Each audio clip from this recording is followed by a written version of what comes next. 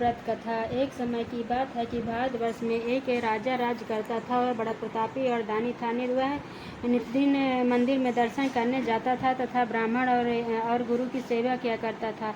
उसके दरबार से कोई भी निराश होकर नहीं लौटता था। वह प्रत्येक गुरुवार को व्रत रखता एवं पूजन करता था। हर एक दिन गरीबों की सहायता करता था, परंतु यह बात उसकी रानी को अच्छी नहीं लगती थी। वह न व्रत करती और न किसी को एक दमड़ी पैसा तक दान में देती थी तथा राजा से भी ऐसा करने को मना किया करती थी। एक समय की बात है कि राजा तो शिकार खेलने बनकर गए हुए थे, तो रानी और दासी उस समय गुरु बृहस्पतिवार एक साधु का रूप धारण कर राजा के दरवाजे पर भिक्षा मांगने के लिए गए। रानी से भिक्षा मांगी तो वह कहने लगी, हे साधु महाराज, मैं इस दानपुण्य से तंग आ गई हूँ। मेरे से तो घर का ही कार्य समाप्त नहीं होता है। इस कार्य के लिए मेरे पद्य भी बहुत हैं। अब आप इस प्रकार की कृपा करें कि सब धन नष्ट हो जाए तथा मैं आराम से रह सकूं। साधु बोले, हे देवी, तुम तो बड़ी विचित्र हो। संतान और धन से तो कोई भी दुखी नहीं होता है, इसको सभी चाहते हैं। पापी भी पुत्र और धन की इच्छा करता है। अगर आपके पास अधिक धन है तो भूखे मनुष्य को भोजन कराओ, प्याऊ पर लगवाओ, ब्राह्मणों को दान दो तथा धर्मशाला बनवाओ, कुआं, तालाब, बागड़ी, बाग बगीचे आदि का निर्माण कराओ तथा निर्धन मनुष्यों को कुहाई कन्याओं का विवाह कराओ और अनेकों यज्ञादि धर्म करो। इस प्रकार के कर्मों से आपका कुल और आपका नाम परलोक में सार्थक हो जाएगा एवं स्वर्ग की प्राप्ति होगी। मगर वह रानी इन बातों से खुश न हुई और बोली, हे साधु महाराज, मुझे ऐसे धन की आवश्यकता नहीं है जिसको और मनुष्यों को दान दूं तथा जिसको रखने संभालने में मेरा सारा समय बर्बाद हो जाए। साधु ने कहा, हे देवी, तुम्हारी ऐसी इच्छा है तो ऐसा ही होगा। मैं तुम्हें बताता हूँ, ऐसा ही करना। बृहस्पतिवार के दिन घर गोबर से लीपना, अपने केसों को धोना, केसों को धोते समय स्नान करना, राजा से कहना कि हजामत करवाए, भोजन में मांस, मदिरा, कपड़ा, धोबी के हाथ धुलने डालना। इस प्रकार 7 बृहस्पतिवार करने से सब धन नष्ट हो जाएगा। यह कहकर वहाँ साधु महाराज वहाँ से अंतर्धान हो गए। रानी ने साधु के कहने के अनुसार वैसा ही किया कि 3 बृहस्पतिवार बीते थे कि उसका समस्त धन नष्ट हो गया और भोजन के लिए तरसने लगे। दोनों समय तरसने लगे तथा सांसारिक भोगों से दुखी रहने लगे। तब वह राजा रानी से कहने लगा कि रानी, तुम यहाँ पर रहो, मैं दूसरे देश को जाऊँ, क्योंकि यहाँ पर मुझे समुद्र जानते हैं, इसलिए कोई कार्य भी नहीं कर सकता। देश चोरी परदेश भी बराबर है। ऐसा कहकर राजा प्रदेश चला गया। वहाँ जंगल को जाता और लकड़ी काट कर लाता और शहर में बेचता। इस तरह जीवन व्यतीत करने लगा। इधर रानी के घर रानी और दासी दुखी रहने लगी। किसी दिन भोजन मिलता, किसी दिन जल पीकर ही रह जाती। एक समय रानी और दासी 7 रोज बिना भोजन के व्यतीत हो गए थे। रानी ने अपनी दासी से कहा, हे दासी, यहाँ पास ही के नगर में मेरी बहन रहती है। वह बहुत धनवान है। तू उसके साथ पास जा और 5 शेर बेजर मांग ले, जिससे कुछ समय के लिए गुजर हो जाएगी। इस प्रकार रानी और आज्ञा मानकर दासी रानी के बहन के पास गई तो रानी की बहन ने उस समय पूजन कर रही थी, क्योंकि उस रोज बृहस्पतिवार का दिन था। जब दासी ने देखा कि रानी की बहन को देखा और उससे बोली, हे रानी, मुझे तुम्हारी बहन ने भेजा है, मेरे लिए 5 शेर बेजर दे दो। इस प्रकार दासी ने अनेकों बार कहा, परंतु रानी ने कुछ उत्तर नहीं दिया, क्योंकि वह उस समय बृहस्पतिवार का व्रत कथा सुन रही थी। इस प्रकार जब दासी को किसी प्रकार का उत्तर नहीं मिला तो वह बहुत दुखी हुई और क्रोध भी आया और लौटकर अपने गांव आ गई। रानी के पास आकर बोली, हे रानी, आपकी बहन तो बहुत ही धनी है, स्त्री है। वह छोटे मनुष्यों से बात भी नहीं करती, क्योंकि वह मैंने उससे कहा तो उसने कोई उत्तर नहीं दिया, वापस चली आई। रानी बोली, हे दासी, इसमें उसका कोई दोष नहीं है। जब बुरे दिन आते हैं तब कोई भी सहारा नहीं देता है। अच्छे बुरे का पता आपस में आकर लगता है। जो ईश्वर की इच्छा होगी वही होगा। यह सब हमारे भाग्य का दोष है। इधर उधर जब उस रानी ने देखा कि मेरी बहन की दासी आई थी, परंतु मैं उससे नहीं बोली, इससे बहुत दुखी हुई होगी। यह सोच कथा को सुन और विष्णु भगवान का पूजन समाप्त कर वह रानी की बहन के घर चल दी और जाकर अपनी बहन से कहने लगी, हे बहन, मैं बृहस्पतिवार का व्रत कथा कर रही थी। तुम्हारी दासी आई, परंतु जब तक कथा होती है तब तक न उठते हैं न बोलते हैं, इसलिए मैं ना बोली। कहो दासी क्यों गई थी? रानी बोली, बहन, हमारे अनाज नहीं है, वैसे तुमसे कोई बात छिपी नहीं है, इस कारण मैंने दासी को तुम्हारे लिए 5 शेर बेजर लेने के लिए भेजा था।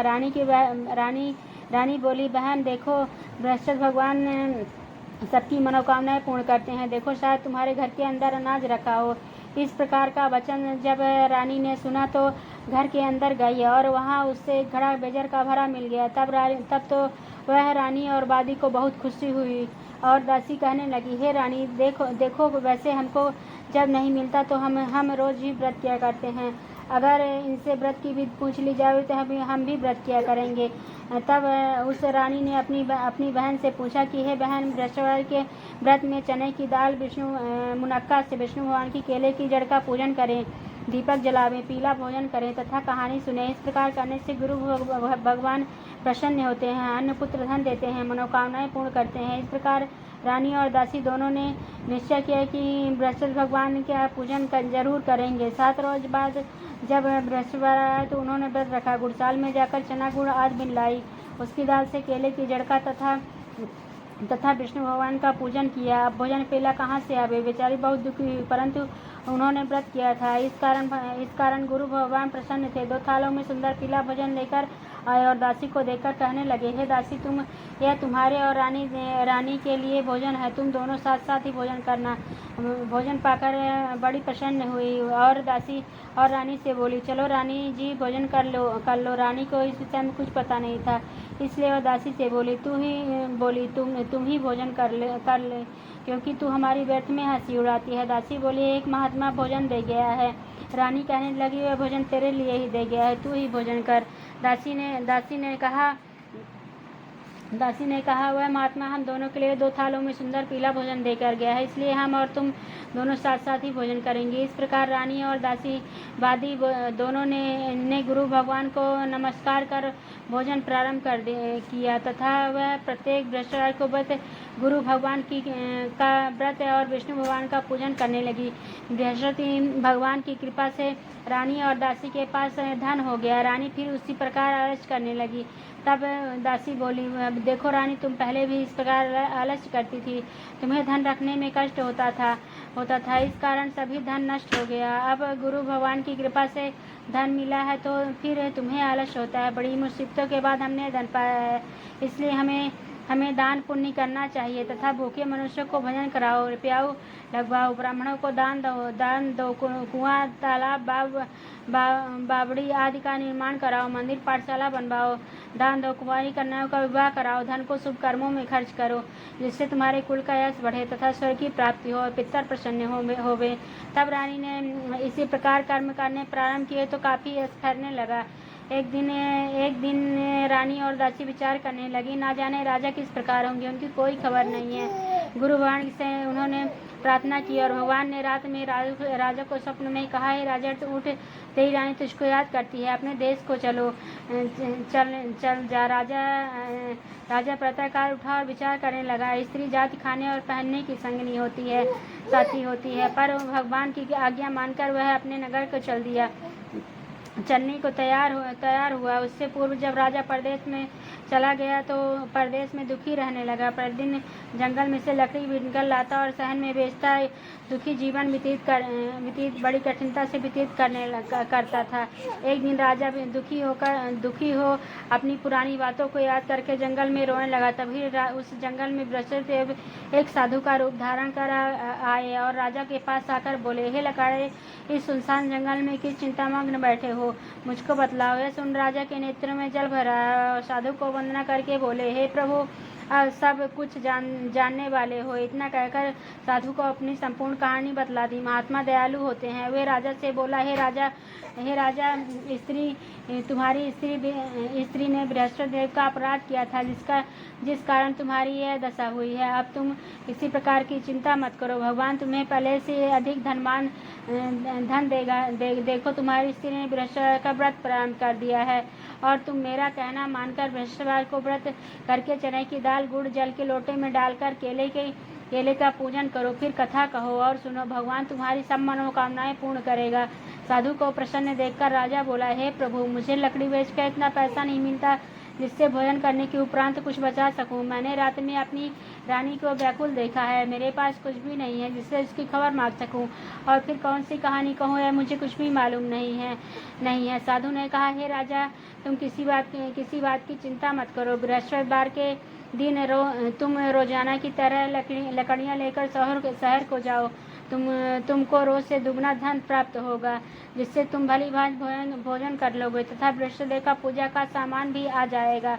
बृहस्पतिवार की कहानी निम्न प्रकार से है। प्राचीन काल में एक ब्राह्मण रहता था। वह बहुत निर्धन था, उसके कोई संतान नहीं थी। स्त्री मलिनता के साथ रहती, स्नान न करती, किसी देवता का पूजन न करती। प्रातःकाल उठते ही सर्वप्रथम भोजन करती थी, बाद में अन्य कार्य करती थी। इससे ब्राह्मण देवता बड़े दुखी थे। बेचारे बहुत कुछ करते किंतु इसका कुछ परिणाम न निकलता। भगवान की कृपा से ब्राह्मण की स्त्री के कन्या रूपी रथ पैदा हुई। कन्या अपने पिता के घर में बड़ी होने लगी। वह बालिका प्रातःकाल स्नान करके विष्णु भगवान का जाप करने लगी, बृहस्पतिवार का व्रत करने लगी। अपने पूजन पाठ को समाप्त करके स्कूल जाती तो अपने मुट्ठी में जौ भर के ले जाती और पाठशाला के मार्ग में डालती जाती। तब वह जड़ स्वर्ण के हो जाते। लौटते समय बिनकर घर को ले आती थी। एक दिन वह बालिका सूप में उन सोने को फटक कर साफ कर रही थी। उसकी माँ ने देख लिया और कहा, बेटी, सोने के जौ को फटकने के लिए सोने का सूप होना चाहिए। दूसरे दिन गुरुवार था। इस कन्या ने व्रत रखा और बृहस्पतिदेव से प्रार्थना करके कहा, हे प्रभु, मैंने आपकी सच्चे मन से पूजा की हो तो मेरे लिए सोने का सूप दे दो। बृहस्पतिदेव ने उसकी प्रार्थना स्वीकार कर ली। रोजाना की तरह वह कन्या जौ फैलाती हुई जाने लगी। जब लौटकर जौ बीन रही थी तो बृहस्पतिदेव की कृपा से सोने का सूप मिला। उसे घर को ले आया, उसमें से जौ साफ करने लगी, परंतु उसकी माँ का वही ढंग रहा। एक दिन की बात है कि वह कन्या सोने के सूप में जब फटक कर साफ कर रही थी, उस समय उस शहर का राजपुत्र वहां से होकर निकला। इस कन्या के रूपाकार को देखकर मोहित हो गया तथा अपने घर आकर भोजन तथा जल त्याग कर उदास होकर लेट गया। राजा को जब इस बात का पता लगा तो मंत्री अपने प्रधानमंत्रियों के साथ अपने पुत्र के पास गए और बोले, हे बेटा, तुम्हें किस बात का कष्ट है? किसी ने अपमान किया हो अथवा और कारण हो सो कहो, मैं वही कार्य करूँगा जिससे तुम्हारी प्रसन्नता हो। अपने पिता की राजकुमार ने बातें सुनी तो वह बोला, मुझे आपकी कृपा से किसी बात का दुख नहीं है। किसी ने मेरा अपमान नहीं किया है, परंतु मैं इस लड़की के साथ विवाह करना चाहता हूँ जो सोने के सूप में जब फटक साफ कर रही थी। यह सुन राजा आश्चर्य में पड़ा और बोला, हे बेटा, इस तरह की कन्या का पता तुम ही लगाओ, मैं इसके साथ तेरा विवाह अवश्य करवा दूंगा। राजकुमार ने उस लड़की के घर का पता बतलाया। मंत्री उस लड़की के घर गए और ब्राह्मण की कन्या का विवाह राजकुमार के साथ संपन्न हो गया। कन्या के घर से जाते ही पहले की भांति ब्राह्मण देवता के घर में गरीबी का निवास हो गया। अब भोजन के लिए भी अन्न बड़ी मुश्किल से मिलता था। एक दिन दुखी होकर ब्राह्मण देवता अपनी पुत्री के पास गया, बेटी की दुखी अवस्था को देखा और माँ का हाल पूछा। तब वह माँ का समाचार बताया। तब ब्राह्मण देवता ने सभी हाल कहा। कन्या ने बहुत सा धन देकर अपने पिता को विदा कर दिया। इस तरह ब्राह्मण का कुछ समय सुखपूर्वक व्यतीत हुआ। कुछ दिन बाद फिर से वही हाल हो गया। ब्राह्मण फिर अपनी कन्या के यहाँ गया और सारा हाल कहा तो लड़की बोली, हे पिताजी, अब माताजी के यहाँ लिवा लाओ, मैं उससे विधि बता दूंगी जिससे गरीबी दूर हो जाएगी।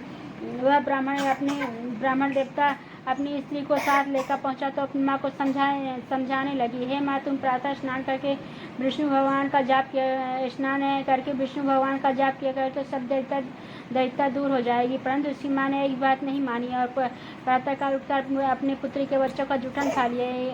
एक दिन दुखी उसकी पुत्री को बहुत गुस्सा आया और एक रात कोठरी से सब सामान निकाल कर अपनी माँ को उसमें बंद कर दिया।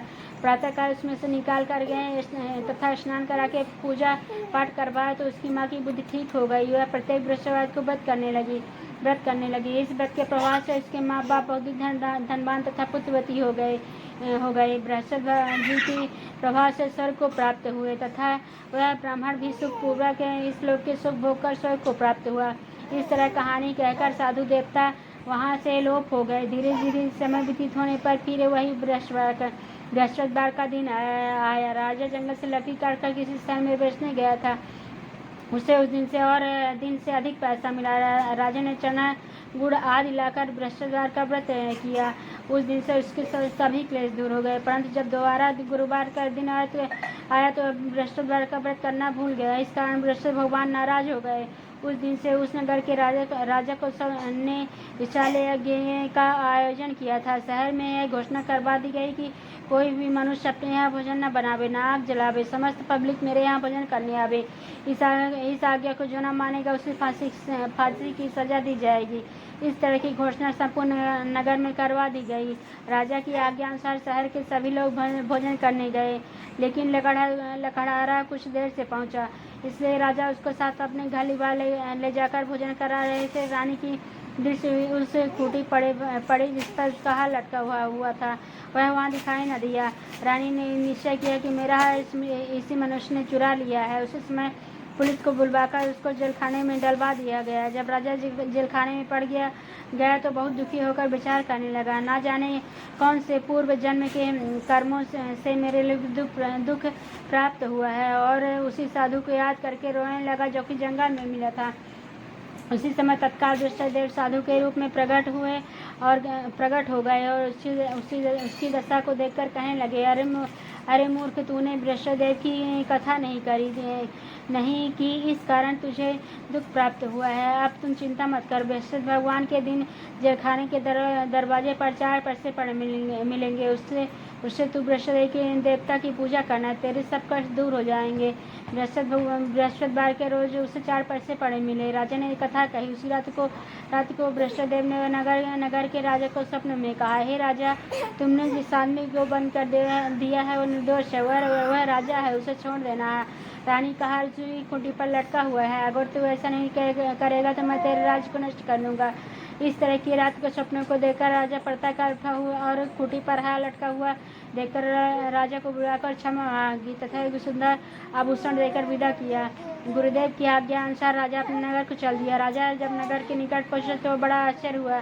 नगर में पहले से अधिक बाग, तालाब तथा कुएं तथा बहुत सी धर्मशालाएं, मंदिर आज बन गए थे। राजा ने पूछा है कि यह किसका बाग और धर्मशाला है। तब नगर के रानी सब लोग कहने लगे, रानी और बादी के हैं। तो राजा को बड़ा आश्चर्य हुआ, गुस्सा भी आया। जब रानी ने यह खबर सुनी कि राजा आ रहे हैं तो उसने बादी से कहा, हे दासी, देख राजा हमको कितनी बुरी हालत में छोड़ गए थे, वह हमारी ऐसी हालत देखकर लौट न जावे, इसलिए तू दरबार पर खड़ी हो जा। राजा आज्ञा अनुसार रानी आज्ञा अनुसार दासी दरबार पर खड़ी हो गई और राजा आए तो अपने साथ युवा लाई। तब राजा ने क्रोध करके अपनी तलवार निकाली है। पूछने लगे, धन तुम्हें कैसे प्राप्त हुआ है।